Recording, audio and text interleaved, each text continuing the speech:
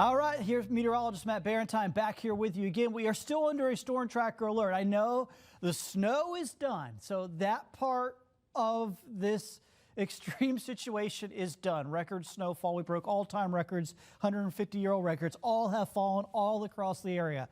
That part's done. The extremely cold temperatures are not. Record-breaking cold this morning, record-breaking cold tomorrow morning. When you break records in January, it's really cold, and that's what we're looking at here this morning, well down into the teens.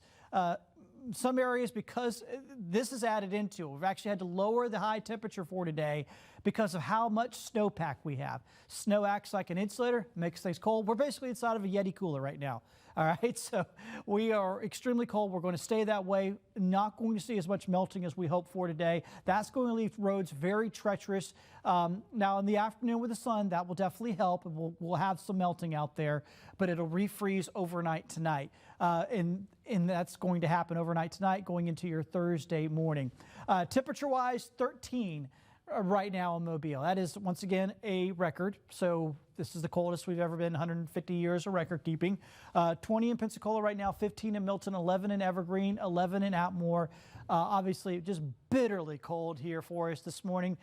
We do have a little bit of a light wind. Thankfully, it's not a real heavy wind, but there is some breezes out there. And at times, I've seen all the way down to -1 on the wind chills. Right now, Mobile at the airport is 4 is what it feels like. 8 is what it feels like in Pensacola. 9 is what it feels like in Gulf Shores. So we need one hand or just two hands to count up the wind chill. That's not good.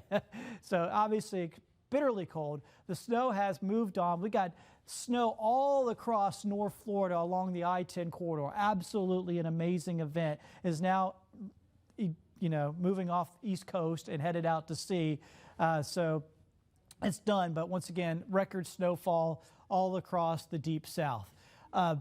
Here's what it looks like today. So here's what I'm talking about. It will struggle. Now, the sun will definitely help. That's great news. It will help. It will melt. Even if we're staying a little bit below freezing, that top layer will begin to melt a bit. But the problem is that as the top layer of snow melts, maybe the top inch or two, all that stuff underneath will stay cold because it insulates itself, and then got some water on top of the snow that will refreeze again tonight. So this is going to be a mess, and it's going to take a while to clear it out. Be very careful when you're outside. It's very easy to slip and fall when it's icy.